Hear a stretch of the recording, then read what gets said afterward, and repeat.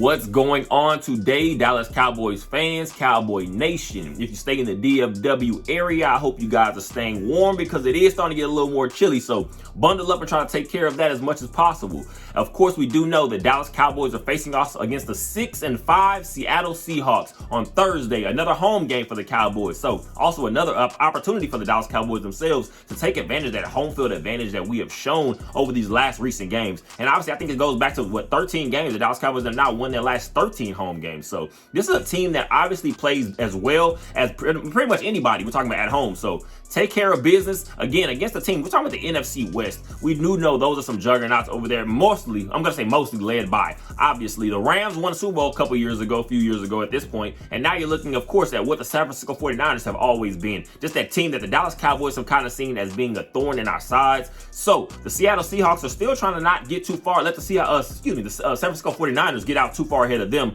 A team that's going to be facing off against the Philadelphia Eagles, the now 10-1 Philadelphia Eagles, who have taken, I guess you want to say, a confident and commanding lead, of the NFC East, already having that tiebreak. And of course, the Dallas Cowboys losing a couple conference games is not helping this team. So we're going to have to continue to just stay locked in, stay focused, and just try to apply as much pressure as you can to the Eagles because, again, they're looking like a well-rounded team. Of course, they're not blowing anybody out, but what we saw again against the Eagles in this last game, taking care of business late in the game, obviously in overtime. The Buffalo Bills had their opportunities. We can get into the officials, we can get into all that stuff, but at the end of the day, it's about winning games. The Eagles are still doing that. So obviously you have, against the Dallas Cowboys, again, as a franchise, you have got to just continue to apply pressure and just see what happens at the end of the season. The Seattle Seahawks are obviously led by quarterback Geno Smith with 2,584 passing yards, a 12-8 touchdown interception ratio, 65.4 completion percentage.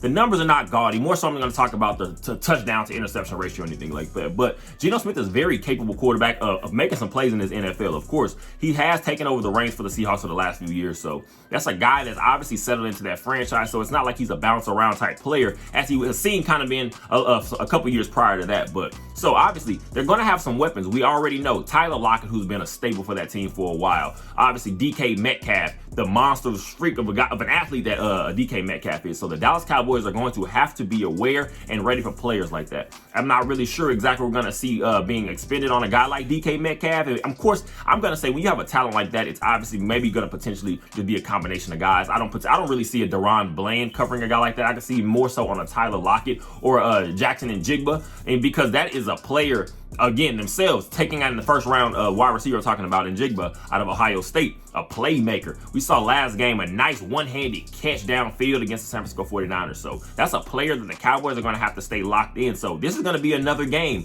Deron Bland is going to be tested potentially because at the end of the day, I say this is the best, I guess you want to say the best calling card for what this team. Obviously, we've changed our approach, especially coming after the bye week. Obviously, the loss of the 49ers and going into playing the Chargers and then going to the bye week. Everything since then, we're going on complete flow. The complementary, I guess you want to say the aspect of what the Dallas Cowboys were hoping they were going to be. We're going to be more ball control offensively and let our defense pretty much handle things and just stay in I guess you want to say stay in control of the game. But obviously, having a few key injuries and just having to be able to switch your approach, which I will give Mike McCarthy so much credit for because a lot of times we saw the last years, whether you're talking about your Jason Garrett era, whether you're talking about where you have Kellen Moore kind of running the show, it seems as if there was always kind of some kind of discourse on who is in full command of calling plays, calling the offense, or what we're going to get done. So just seeing Mike McCarthy be able to go into the lab with the Brian Schottenheimer, obviously a Dak Prescott is going to have his own voice as the quarterback, the franchise quarterback of this team.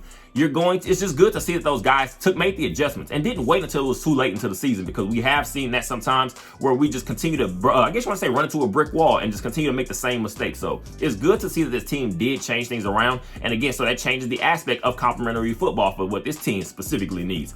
Now it seems our team is going to be more so, let the offense be aggressive, let the offense try to take control of the games early, and then we can go to the strengths of our defense, which we know at this point is going to be your pass rush. The Dallas Cowboys have 37 sacks as a team, 12 interceptions as a team, obviously 7 of those by Deron Bland, the playmaker that he is and has shown, a guy that now has the NFL record for most interception returns for a touchdown in one season with 5. Again, that's crazy. We're talking about a guy we got in the 5th round out of Fresno State.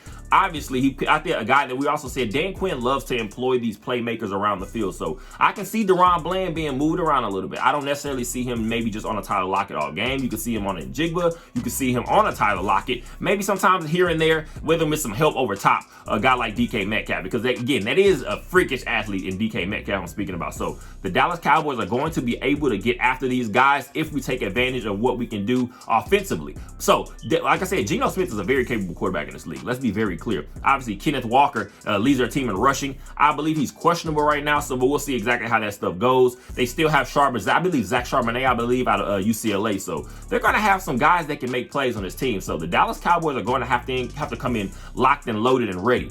Another guy talking about on the interior, because also at some point you're going to see the Seattle Seahawks are going to try to employ their run game as well as they can. And obviously what we have seen over the last couple weeks, the Dallas Cowboys haven't been completely just leaky, but there have been some games where it is, I guess you want to say, not even really a cause for concern, but just something that makes you want to keep your awareness of. So Jonathan Hankins, maybe a Mozzie Smith. We're going to talk about what Osa Odigizua has been this season. A nice, just solid season so far for a guy like that. We're going to have to get those guys, those more interior guys, to be locked in. We know DeMarcus Lawrence is a great run defender. Micah Parsons, the athlete he is. I want to see us just get out as early as we can, put that pressure on Geno Smith there, because I feel like at this point, we have guys that can take the ball away. And one thing you know about turnovers, especially for a defense, when it rains, it pours. One guy can get it, it becomes contagious. So get Micah Parsons after the quarterback as much as you can. We've seen guys like Dante Fowler. We've seen a Sam Williams here and there. We've seen, again, just some of these guys been able to kind of put their names in the hat. Dorrance Armstrong. So get after the Seattle Seahawks as early as you can and continue to see this defense continue to thrive, because we do know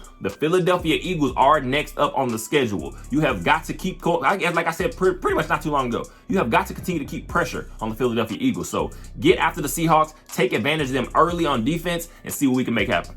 Dak Prescott obviously leading this Cowboys offense with 2,935 yards passing. I believe a 70% completion percentage, to a 23-6 touchdown interception ratio. Now sitting barely behind, I believe, one touchdown pass behind Josh Allen, who took the lead a little bit against the versus the Philadelphia Eagles in the touchdown passing category of the NFL. So Dak Prescott has shown that he is one of those top guys in this league for this season right now, because he's playing out of his mind. Of course, we can get into competition. We can get into who you're playing, who you're not playing. At the end of the day, if everyone was blowing out every single team that they played, there would be way more blowouts in the league there are. So at the end of the day, you have to play who's on your schedule. You have got to focus and lock in, because every opponent, regardless of good teams, bad teams, and quotations, whatever, you're going to have playmakers on all teams, because again, everybody's getting paid. Let's be clear. So Dak Prescott has just shown the continuous, I guess you want to say, control of this offense throughout the weeks. I believe since the bye week, he has 4 300-yard passing games. So that's a guy that we're completely leaning into at this point. I believe we're talking about Tony Pollard, but with 660 something yards, I believe, rushing on the season so far. So CeeDee Lamb, obviously, we do know that's where our passing game is going to start with, a guy sitting at 1,066 yards receiving. I believe 78 catches, 6 touchdown catches also. So we're going to have to see CeeDee Lamb, to me, in my personal opinion, this is a game we want to see him explode a little bit more than he has these last couple weeks. Of course, what the offense is now, we're kind of spreading things around. CeeDee Lamb has shown he's been able to take a pressure off some of these other guys. We've seen more. Brandon Cooks now, I believe, sitting about 430 yards receiving on the season. And again, that's I guess you want to say, long improvement from what we were seeing early on in the season. Brandon Cooks was brought here to be that opposite playmaker of a CeeDee Lamb, because again, Brandon Cooks, he's been at 30 years old, I believe, plus he still has the ability to take give the offense, the Dallas Cowboys, some potential to take some shots downfield. A guy that can still beat one-on-one coverage easily. So you cannot let a guy like Brandon Cooks get his, but I want to see CeeDee Lamb get a little bit more involved in this game, because I feel like the better the opponents are, you're going to be able to start seeing key players trying to be taken away, because again, the Seahawks, you still have a couple players here and there on their defense. I believe we still have opportunity to take advantage of some of those pieces, but at the end of the day, you're going to see teams being able to try to take away a little bit more what CeeDee Lamb can do for you. So I want to see the Cowboys be intentional with their ball progression and getting, especially Dak Prescott. What we have seen, he's not scared to spread the ball around. Sometimes you can see teams, of course, when you have one of those key playmakers, especially at the wide receiver position, you want to force feed them sometimes, which I'm all good with, because sometimes you have to keep those guys engaged as much as you can.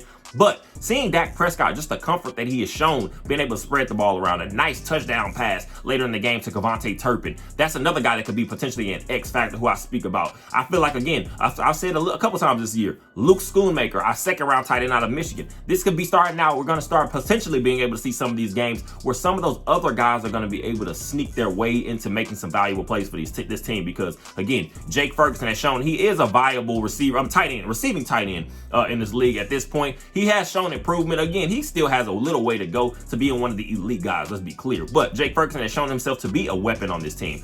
Brandon Cooks, obviously, like I just spoke about. CeeDee Lamb, we know what he is. Michael Gallup, Jalen Tolbert. These are some other guys that you're going to potentially be able to see them put some more, I guess, put their names in the hat of just guys being able to make some more plays for this team, because we do know the schedule is getting a little bit tougher. You're now going to be facing against the Seattle Seahawks. Next, you have the the Philadelphia Eagles after that. And of course, we do know you have the Dolphins, the Lions to end the season. So focus, focus, focus. We are not going to be able to play around with any of these teams, because again, if you want to focus on seeding and get yourself back in the mix of things, you're going to have to take advantage of some of these better opponents, because again, unfortunately, your rival in your division has taken care of some good teams so far. So you have got to do the same. I feel like with Dak Prescott just leading the show right now, we're in a nice space because he has now built just that comfort. We obviously saw when you have those, I guess you want to kind of say the dink and dump type offense that we were running, the Dallas Cowboys, speaking about the Dallas Cowboys offense earlier on in the season. I'm just glad that we didn't wait around too long, like I said, to just finally make those adjustments and change, because now what you're starting to see, that first game against the Chargers, you can see it a little bit more. That's when we started to kind of kick the tires on the idea. But now Dak Prescott is fully comfortable in this role and the position and the direction that the Dallas Cowboys offense is going. So continue to just stay aggressive offensively. I do not want to see us start to dwindle down and become conservative or passive in any sense, because again, we do know the better opponents are going to take advantage of these opportunities. Go back to and again, I don't speak too much about it, but go back into the Bills-Eagles game. You saw at certain points, you have got to put your foot on other teams' necks, the better teams' necks. The Bills had potential in times that they could have taken advantage of that game, but they did not continue to put that, I guess you want to say, choke the Eagles out. So when you're facing off against teams, like I said, like the Dolphins, you're facing off against a team like the Seahawks and the Eagles, things like that. You have got to apply pressure. Dak Prescott, this is going to be your game. CeeDee Lamb, I can see this being his game, but continue to lock in, continue to be aggressive, and see what that leads us, leads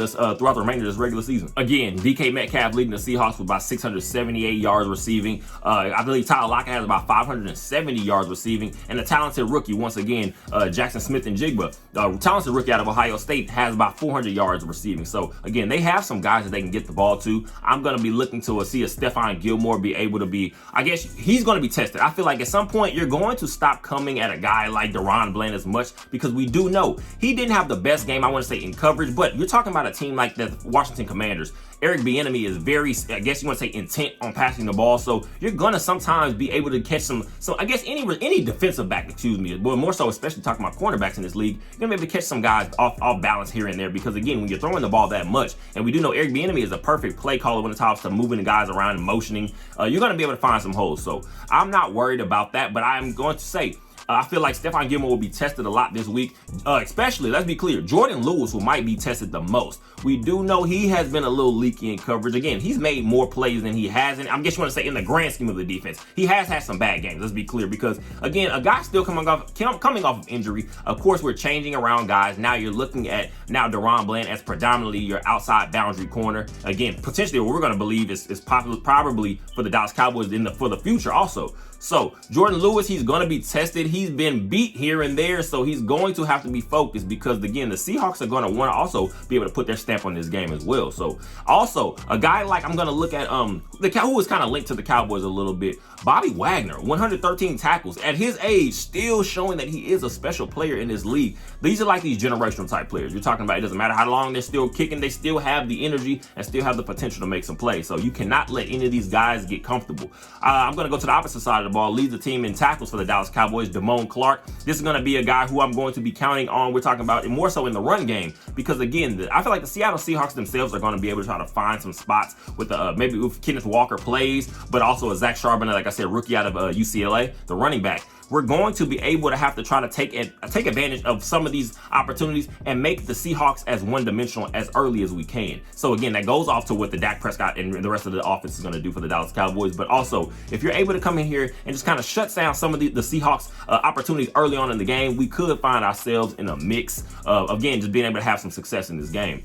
obviously. Also, Shaq Leonard, longtime Indianapolis Colt, obviously was released by the Colts, I believe, a week or so ago. So he's now in talks, I believe, with the Dallas Cowboys to have a visit. The Philadelphia Eagles are now possibly trying to find themselves in the mix of that too. So we have got to be able to bring in some more depth. We do know we no longer have a Leighton Vander Esch, and Rashaan Evans is being brought to this team. But with the Dallas Cowboys, you cannot have too many playmakers, too many guys that can just be depth pieces, because it's a long season. You're gonna have more guys banged up, but also you want as many fresh bodies that you feel can be productive in this league as possible. We're going to talk about a guy like Shaq Leonard just being like that veteran presence and being able to coach up some of these younger guys. So I'm hoping we can get that thing done. I believe he has a visit. Is it either today or tomorrow?